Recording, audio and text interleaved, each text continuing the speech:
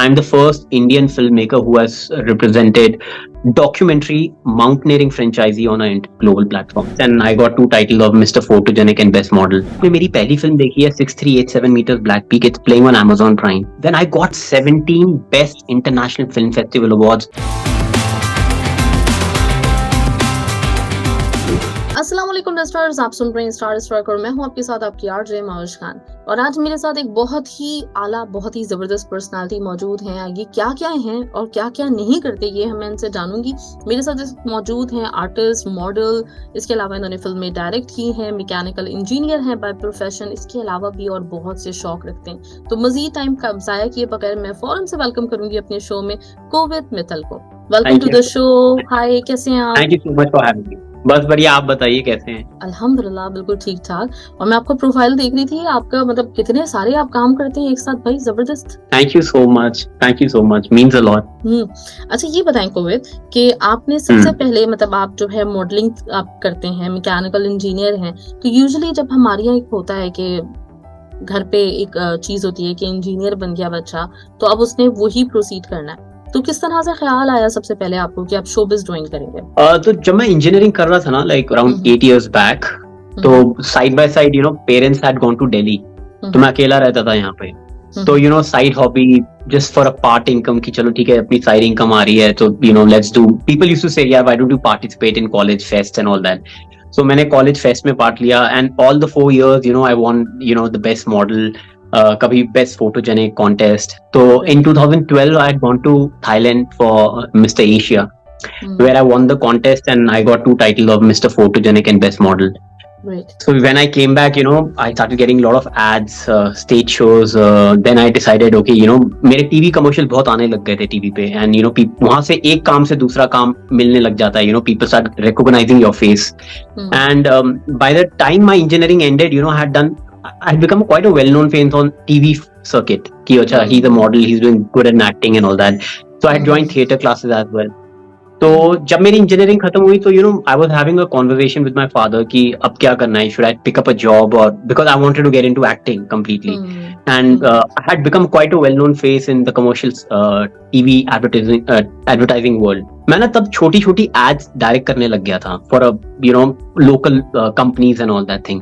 And जब भी मैं कोई एड सोशल मीडिया पे डालता था, जब उनके सीईओस का, उनके कंपनी हेड्स को देता था ना, they used to always be like wow यार, I will love your creative angle, we love your creative thought, the way you use the camera, the way you use the editing.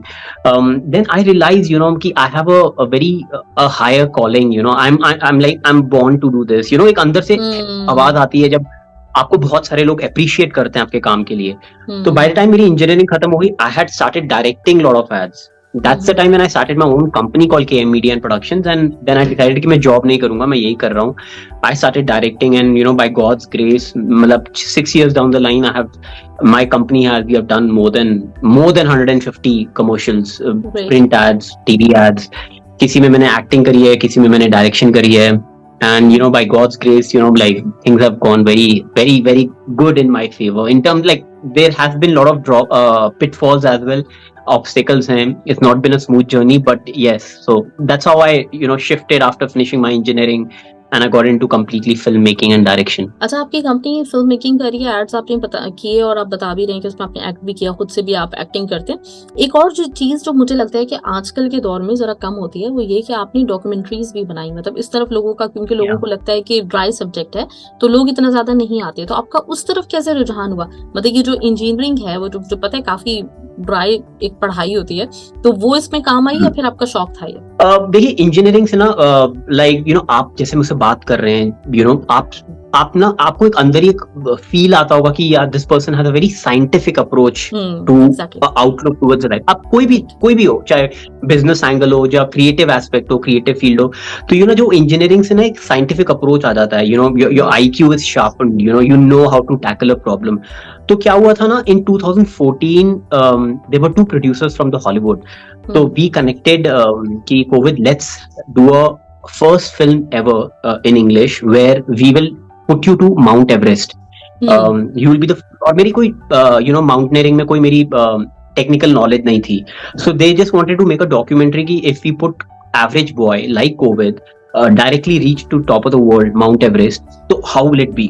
But unfortunately, बहुत creative difference हो गए, तो 2 producers back out कर गए थे. So one was from US, another was from Brazil. तो मेरे को बहुत, there was a certain kind of a very, I won't use the word depression, but I started sinking in कि यार, बहुत hopes हो गई थी कि, I'll be on the a worldwide platform, but नहीं हुआ. But during the pandemic ना, one of our co-producers approached me. He said, "COVID, let's do a film. The same film which we thought of Everest, but हम इसको break करेंगे. Break कैसे करेंगे? Everest की height है 8,900 meters above sea level. So let's do a first part which will be above 6,000 meter. Second part would be above 7,000 meter, and the final will be the Everest." Okay. Idea was to let people know कि what it takes to make a documentary. अगर आपने मेरी पहली film देखी है 6387 meters Black Peak, it's playing on Amazon Prime. It won 17 best international film festival awards in terms of best cinematography, best editing, best music, best direction, best storytelling. So when I got 17 awards in various film festivals, it just boosted my confidence, कि wow, I'm representing India filmmaking on a global platform.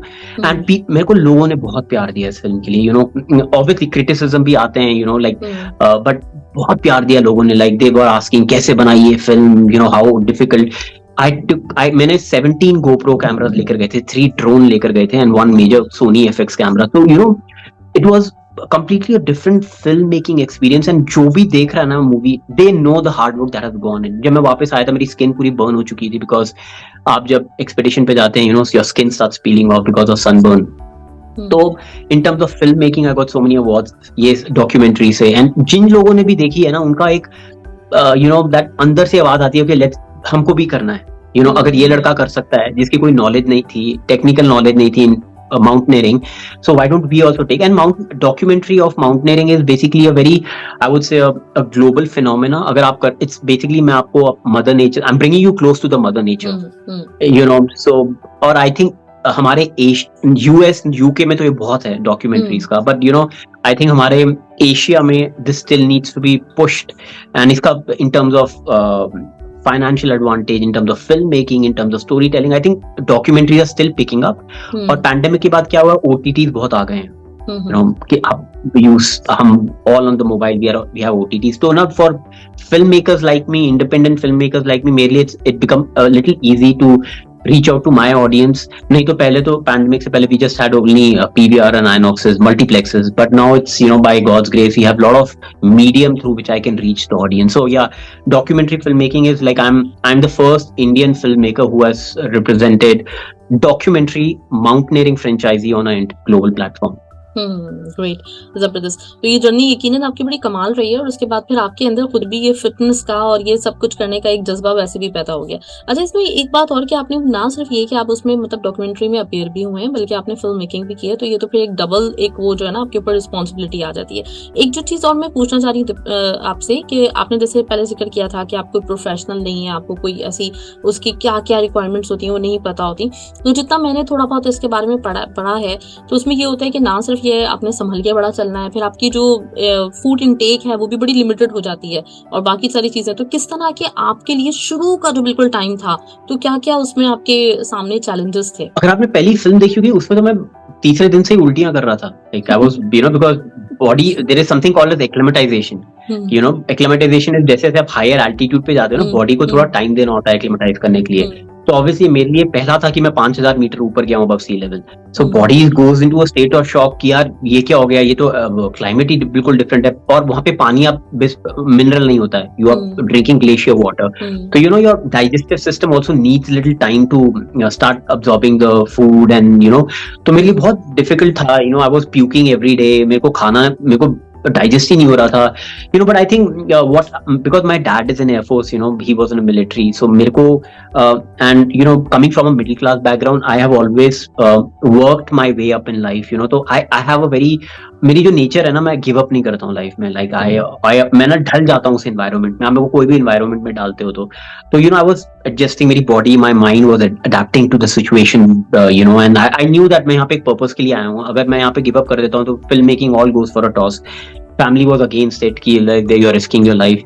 I had a lot of people to prove wrong, कि I wanted to make a point कि that everything is possible provided you put in your heart and soul. And so there was a lot of things internally also going around. So जब आपको अंदर से एक होता है कि okay fine, I am the only one responsible for this, and there's a lot of audience, and especially on my social media, right, a lot of people follow me. So मेरे को एक responsibility I feel कि I can't let them also down, because a lot of youngsters follow me, they ask me for my advice. So yeah, ये वाला project जो है, it's very close to my heart, and the final one which we are doing is Everest next year in Nepal, April, which we are looking, which is going to be a very global phenomena in terms of filmmaking. तो या तो मेरा जो basic वो था attitude not to give up, जो भी the first film was disaster in terms of my health issues, but I was just coping up because my mind was not giving up. Great जबरदस्त. तो वो जो extreme weather के जो challenges होते हैं वो भी आपके सामने, मतलब कुछ ऐसा फेस किया आपने? मैंने सुना है कि बहुत एक्सट्रीम एकदम से वेदर हो जाता है, और यहाँ पे तो मतलब हम जैसे रह रहे होते हैं. हाँ, तो उसके बारे में थोड़ा सा कुछ अगर एक्सपीरियंस अपना शेयर करें आप. तो जब आप पहाड़ों पे होते हो ना, जब 5000 मीटर के ऊपर होते हो आप, जनरली क्या होता है ना, दिन में गर्मी बहुत हो जाती है, और इतनी गर्मी हो जाती है कि आप बेसिकली, हम जैसे अभी मैंने पहना, आप इसमें भी रहोगे तो ठीक है, और आपको क्या करना होता है, आपको एक्लेमेटाइज करने के लिए थोड़ा एल्टीट्यूड पे जाना होता है, और आप फिर वापस आते हो, और आपके ऊपर बैकपैक होता है, गर्मी होती है, और डिहाइड्रेशन बहुत होती है, पानी आप हजम नहीं कर पा रहे हो बिकॉज पानी ग्लेशियर वाटर है, और रात को जैसे ही सनसेट होता है ना, ठंड एकदम बढ़ जाती है, इट्स लाइक फ्रीजिंग. अगर आपके पास राइट क्लोथिंग नहीं है, you will have Frost bytes, आपकी डेथ भी हो सकती है ड्यू टू अडीमा और हाइपोथर्मिया. दिन में गर्मी एकदम, डिहाइड्रेशन हो रहा है, आपको खाना इतना डाइजेस्ट नहीं हो रहा, और रात को एकदम एक्सट्रीम ठंड.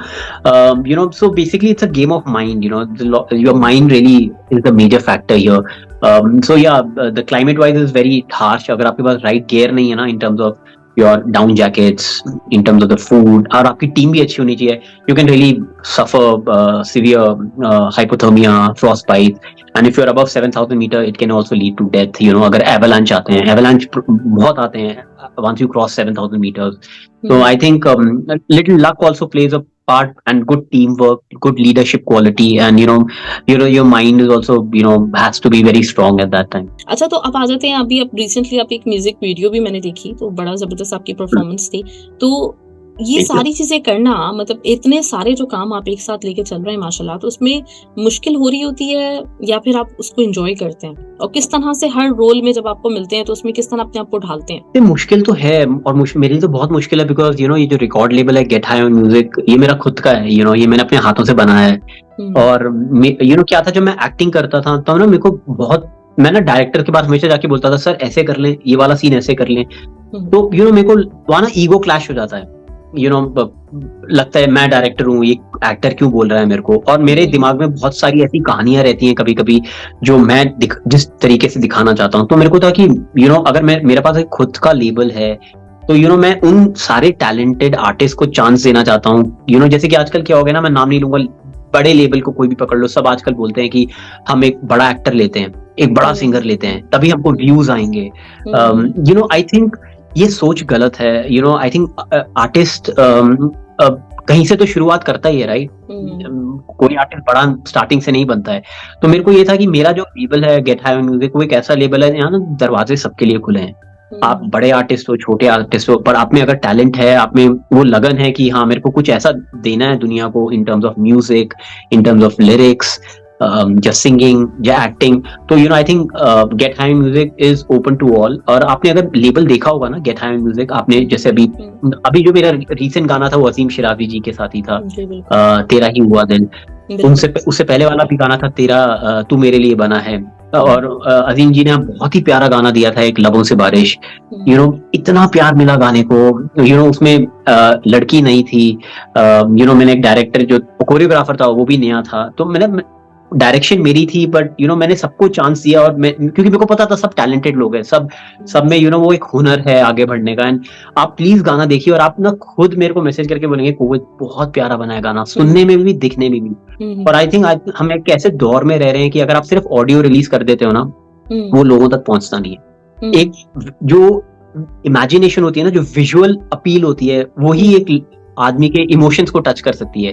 तो जब वो ऑडियो और वीडियो दोनों मिल जाते हैं ना, तो एक बहुत सुंदर कहानी आती है. और I think film making is nothing but visual representation through videography and तो अगर आप मेरे गेट हैम पे देखेंगे ना, जितनी भी कहानियां आई हैं, they are either real stories.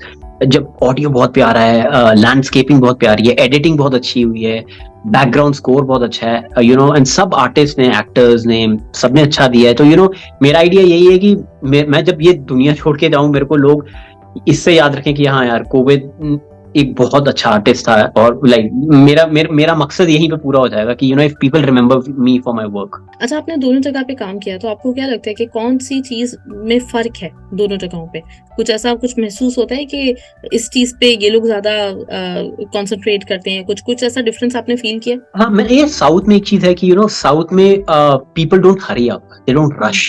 अगर आप एक दिन पूरा एक ही सीन पे जा रहे हैं ना, वो एक ही सीन को एक दिन में ही लगाएंगे। उनको ये नहीं है यार 3-4 सीन निकालने एक दिन में, बिकॉज बजट कट करना है, अच्छा जल्दी जल्दी मूवी खत्म। यहाँ नहीं है, यहाँ पे people they give their heart and soul, like they would worship कि भाई ये सीन परफेक्ट नहीं आएगा, we will not move to the next scene. तो they have patience, they don't hurry up. But वहां पे I think probably because of the budget constraint they want to finish it in faster time span. तो मैंने देखा कि वहां पर people hurry up a bit, but I think अगर आपने अभी भी कोई भी recent films देखी हैं, like शाहरुख की आई थी जवान and all that, तो I think they took a south director to direct it, because they are also realizing कि अगर आप कोई प्रोजेक्ट को अच्छा बनाना चाहते हो तो आपको उसको वक्त देना होगा, आपको एक बच्चे की तरह उसको बड़ा करना होगा। So I think अगर आप कुछ अच्छा बना रहे हो तो you can't hurry up, you can't rush things, you need to have patience with that. And so I think यहाँ पे people have patience, वो एक चीज को देने, एक फिल्म को बनाने के लिए बहुत टाइम लगाते हैं, and I think in Bombay थोड़ा जल्दी हो जाता है काम। Thanks a lot. हमारे कतर में जितने भी लोग आपको देख रहे हैं, आपके फैंस हैं, आपके जो वैसे आपके सोशल मीडिया के फैंस हैं, उन सब लोगों के लिए कुछ बोलना चाहे तो? बस मैं ये कहना चाहूंगा, लाइक दुनिया में हम सब सक्सेस पैसे के पीछे भागते हैं, बट आई थिंक सबसे इम्पोर्टेंट है एक अच्छा इंसान बनना। I think we should try and put in efforts to become a good human being, because जो आपकी किस्मत में लिखा है वो आपको मिलके रहेगा, कोई आपसे छीन नहीं सकता। तो I think बस be a good human being and leave it rest to the God. Thank you Kovind, अपना बहुत बहुत ख्याल रखिएगा, फिर बहुत जल्द आपसे बात होती है। Thanks a lot.